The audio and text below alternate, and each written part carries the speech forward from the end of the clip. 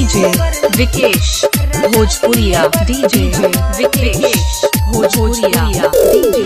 हमारा से लव कइलू दोसरा से शादी चली गइलू छोड़ी ससुराल। हमारा से लव कइलू दोसरा से शादी चली गइलू छोड़ी ससुराल।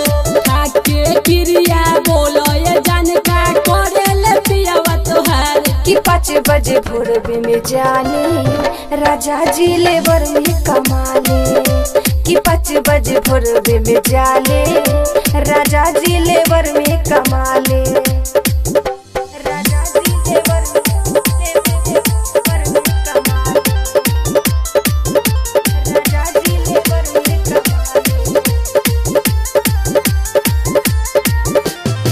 नैहर में कोइलू जे बादा कैसे दिहलू तोर हो।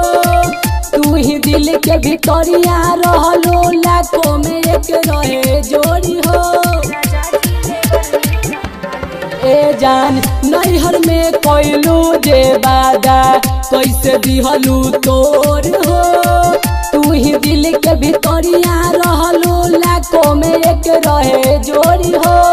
पापा के पगड़ी से बढ़ के न रहेला हमरा प्यार। कि 5 बजे भोरबे में जाले राजा जी लेबर में कमाले।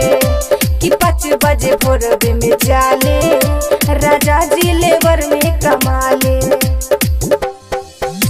राजा जी लेबर में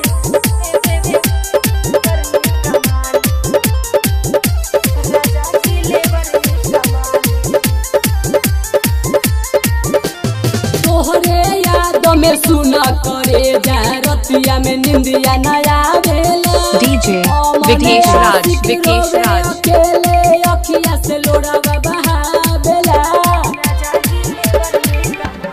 ए जान तोहरे याद में सुना करे जा रतिया में निंदिया नया बेला। मने आशिक रोवे अकेले अखिया से लोड़ावा बहावेला।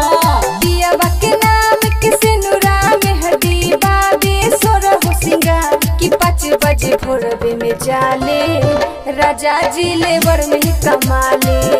कि 5 बजे भोरबे में जाले राजा जी लेबर में कमाले।